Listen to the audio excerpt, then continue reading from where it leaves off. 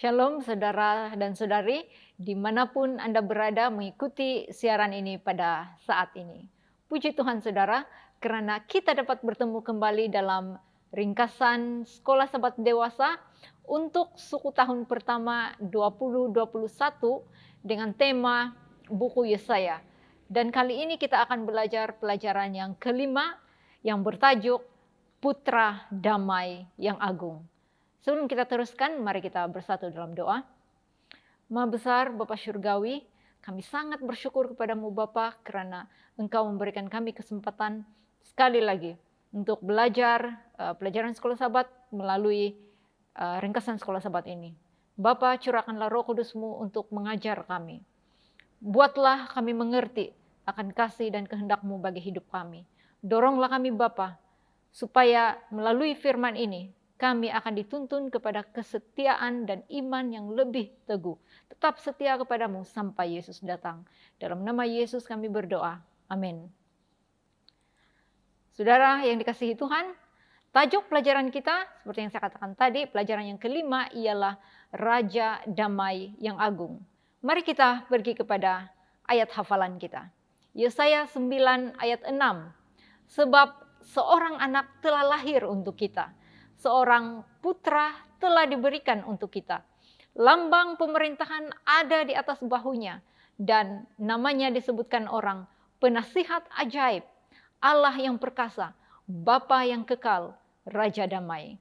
Saudara, pelajaran Sekolah Sahabat kita minggu ini dimulakan dengan pernyataan bahwa kedamaian hidup atau keamanan atau ketenangan hidup adalah impian setiap manusia di muka bumi ini. Ya, sudah tentu kita menginginkan kedamaian. Saudara dan saya, inilah yang kita inginkan. Malangnya, menurut catatan sejarah dunia sejak awal, hanya ada 8% kedamaian yang dinikmati oleh dunia secara keseluruhannya.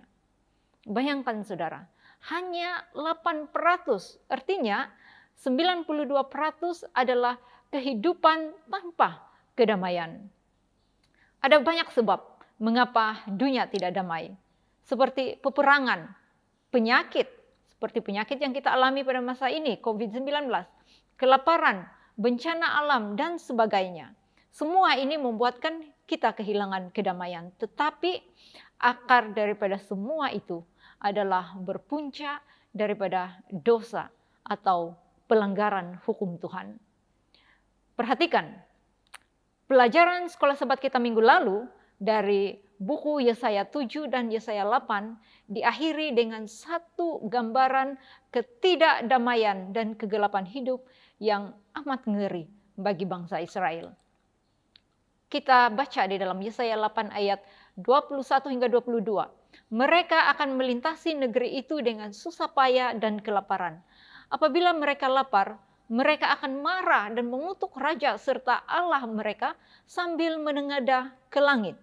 Kemudian mereka akan memandang ke bumi dan tampaklah kesesakan serta kegelapan, yaitu kesuraman yang menyesakkan. Lalu mereka akan dihalau ke dalam kekelaman. Nah, saudara, inilah keadaan bangsa Israel pada waktu itu. Hidup dalam kesesakan, kegelapan, kesuraman yang menyesakkan dalam kekelaman.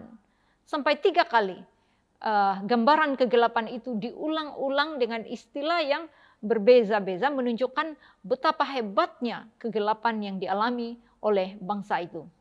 Mengapa sampai terjadi demikian? Karena ketika berhadapan dengan bahaya dari serangan musuh, pemimpin mereka, kita telah belajar sebelum ini yaitu Raja Ahaz, menolak untuk bergantung kepada Tuhan yang benar. Sebaliknya, dia bergantung kepada manusia dan agama kafir, dan bahkan bergantung kepada roh-roh kegelapan. Raja ini membawa rakyatnya kepada penyembahan berhala. Akibatnya, seluruh hidup mereka sedang hancur dalam kegelapan, menderita dalam penindasan, dan hilanglah segala kedamaian mereka. Nah, saudara, apakah masih ada harapan kedamaian hidup bagi bangsa yang menolak Tuhan ini? Puji Tuhan, karena jawabannya adalah iya, masih ada harapan. Saudara, kita kembali kepada diri kita, Ketika kita berhadapan dengan masalah, ketika duniamu sedang hancur, bersandarlah pada Tuhan. Mintalah pertolongan dari Tuhan. Dia pasti akan menolongmu. Jangan bersandar pada dunia, apalagi pada roh-roh kegelapan, karena itu hanya membawa hidupmu kepada kesuraman yang menyesakkan seperti bangsa Israel. Tetapi jika sekiranya pada saat ini, saudara berada dalam kegelapan dan hidup tanpa kedamaian akibat pilihan-pilihan yang salah, ingat, masih ada harapan untuk saudara. Pelajaran Sekolah Sabat minggu ini membawa kita kepada satu-satunya pribadi yang boleh memberi harapan kepada kita. Pribadi yang boleh membawa kedamaian sejati dan abadi dalam hidup kita. Pribadi ini juga boleh membawa kita keluar daripada kegelapan kepada terang yang mulia. Nah, pelajaran ini berdasarkan Yesaya pasal 9, 10, dan 11. Dan saya bahagikan kepada 4 bahagian atau 4 tajuk.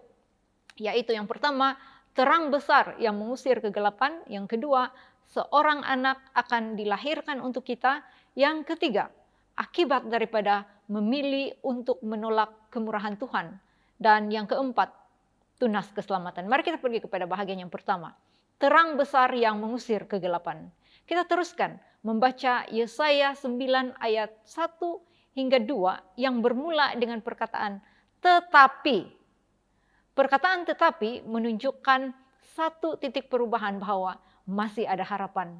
Sekalipun gambaran dalam Yesaya 8 ayat 22 tadi diselubungi dengan kesuraman yang sangat menyesakkan. Kita baca saudara Yesaya 9 ayat 1 hingga 2. Tetapi tidak selamanya akan ada kesuraman untuk negeri yang terimpit itu.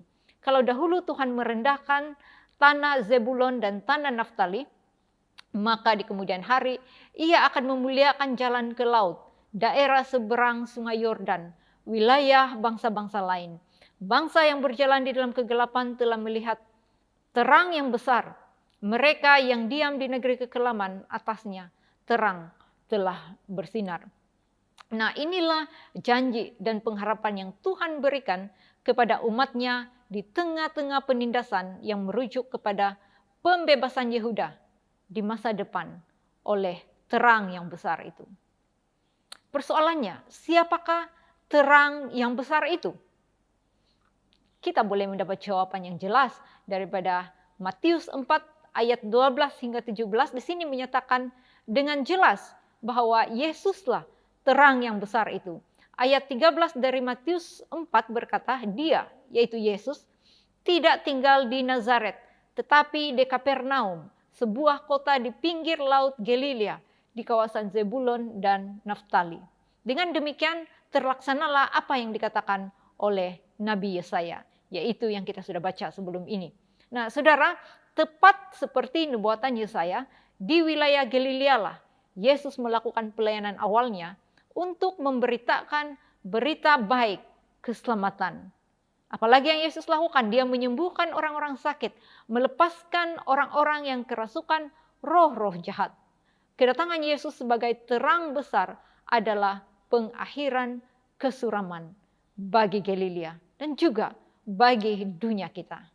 Seterusnya, Yesus sendiri memberikan kesaksian tentang dirinya seperti ini dalam Yohanes 8 ayat 12. Maka Yesus berkata pula kepada orang banyak, katanya, akulah terang dunia. Barang siapa mengikut aku, ia tidak akan berjalan dalam kegelapan, melainkan ia akan mempunyai terang hidup. Jelas bukan bahwa Yesuslah terang yang besar itu. Kita pergi kepada bahagian yang kedua, seorang anak akan dilahirkan untuk kita. Apabila kita lanjutkan pembacaan kita dalam Yesaya 9 ayat 6, nubuatan tentang kelahiran terang besar itu dijelaskan dengan lebih menarik. Seperti yang kita baca dalam ayat hafalan kita sebentar tadi. Sebab seorang anak telah lahir untuk kita, seorang putra telah diberikan untuk kita.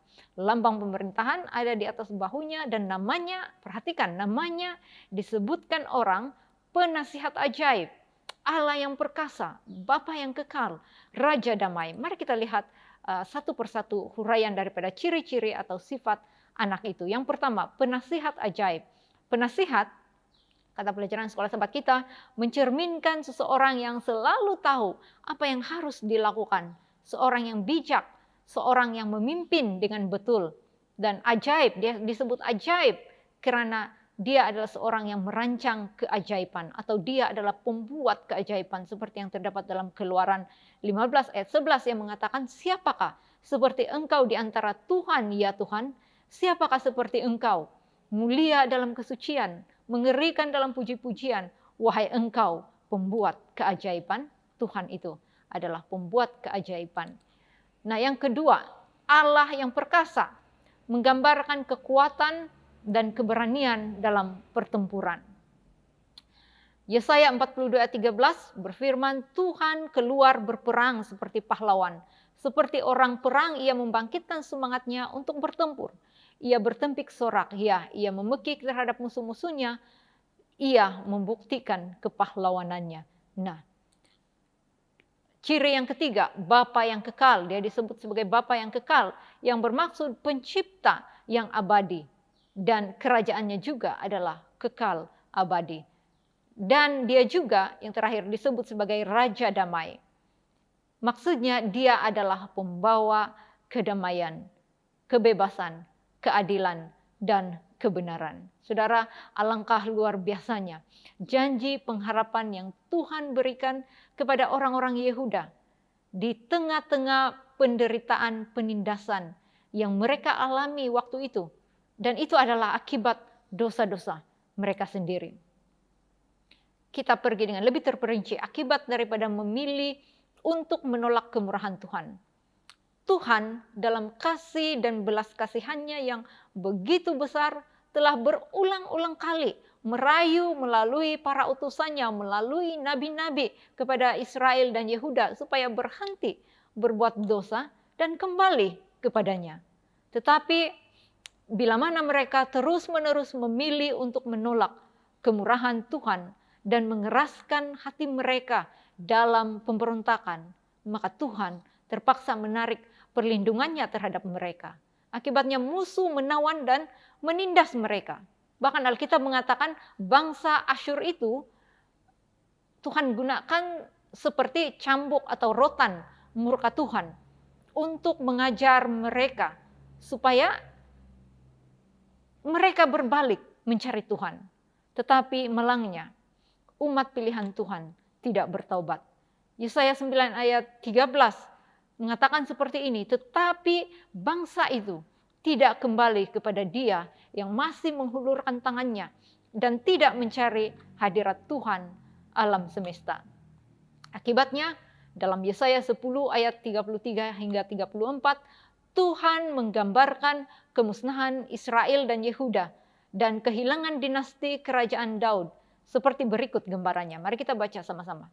Sesungguhnya Tuhan Allah alam semesta akan memotong dahan-dahan pokok dengan kekuatan yang dahsyat. Yang berukuran tinggi akan ditebang dan yang menjulang akan direndahkan. Dia akan menebas belukar hutan dengan kapak besi dan Lebanon pun akan tumbang oleh Yang Maha Kuasa. Inilah gambaran di mana pokok itu menggambarkan Israel dan Yehuda yang telah ditebang, yang telah musnah. Namun saudara, sekali lagi puji Tuhan. Karena apabila kita lanjutkan pembacaan dalam Yesaya 11 ayat 1, dikatakan di sana bahwa daripada pokok yang ditebang itu, yang kini hanya tinggal tunggul, tidak ada lagi semaraknya, timbul satu tunas yang membawa harapan baru. Ini adalah bahagian yang terakhir, tunas dan keselamatan. Yesaya 11 ayat 1 hingga 2. Berfirman seperti ini, suatu tunas akan keluar daripada tunggul Isai, suatu cabang daripada akarnya akan berbuah. Roh Tuhan akan diam padanya, roh kebijaksanaan dan pengertian, roh nasihat dan keperkasaan, roh pengetahuan dan takut kepada Tuhan. Saudara, siapakah tunas itu? Sekali lagi, Dia adalah Yesus yang berasal dari keturunan Raja Daud, anak Isai. Kata Yesus kepada Yohanes Pewahyu dalam Wahyu 22 ayat 16, Aku, Yesus, telah mengutus malaikatku untuk memberi kesaksian tentang semuanya ini kepadamu bagi jemaat-jemaat. Aku adalah Tunas, yaitu keturunan Daud, bintang timur yang gilang gemilang. Jelas bahwa Tunas itu sekali lagi adalah melambangkan Yesus. Apabila Tunas itu datang semasa kedatangan Yesus yang pertama dan kedatangannya yang kedua nanti, maka dia akan menjadi penguasa, menjadi raja damai yang memerintah selama-lamanya. Dia akan bertindak selaras dengan kebenaran Tuhan. Dia memerintah dengan keadilan. Dia juga menghukum orang fasik, memulihkan dan menyatukan umat sisa dari Israel dan Yehuda dalam kedamaian. Kejahatan dan permusuhan tidak ada lagi. Bahkan dikatakan dalam Yesaya, serigala akan tinggal bersama-sama domba. Harimau bintang akan berbaring dengan anak kambing. Anak kecil yang masih menyusu akan bermain-main dekat lubang ular senduk. Pada waktu itu nanti, umat sisa Tuhan yang setia dan telah diselamatkan akan menyanyikan nyanyian syukur, mazmur pujian bagi Tuhan, karena Tuhan telah menghiburkan mereka, karena Tuhan Yesus telah menjadi keselamatan mereka. Saudara, maukah saudara masuk dalam kumpulan umat sisa yang menyanyikan mazmur pujian bagi Tuhan itu nanti dan mengucapkan, sesungguhnya Allah ialah penyelamatanku. Aku percaya dan tidak gentar, karena Tuhan Allah sajalah kekuatanku dan puji-pujianku. Dia telah menjadi penyelamatanku. Maukah saudara bergabung atau termasuk di dalam kumpulan, kelompok yang akan menyanyikan mazmur pujian bagi Tuhan ini? Saudara, pandanglah dan bergantunglah dengan iman pada Yesus. Yesus telah menebus kita. Dan keselamatan itu adalah milik kita saat ini. Bukan oleh usaha kita, melainkan oleh iman kepada usaha penebusan Yesus bagi pihak kita. Tetaplah tinggal dengan iman dalam Yesus saat ini. Sehingga apabila Raja Damai yang agung itu nanti datang kembali, kita akan dapat tinggal bersama Dia dalam kerajaan damai-Nya selama-lamanya. Amin, saudara. Mari kita akhiri ringkasan pelajaran ini dengan bersatu di dalam doa. Mari kita berdoa. Maha besar Bapa Surgawi, terima kasih atas pelajaran yang luar biasa daripada firman-Mu ini. Bapa, kami melihat dunia kami pada saat ini seperti pada zaman Nabi Yesaya, hidup dalam kegelapan dan tidak ada damai. Bapa, betapa kami sangat memerlukan Yesus untuk terus menerangi hidup kami.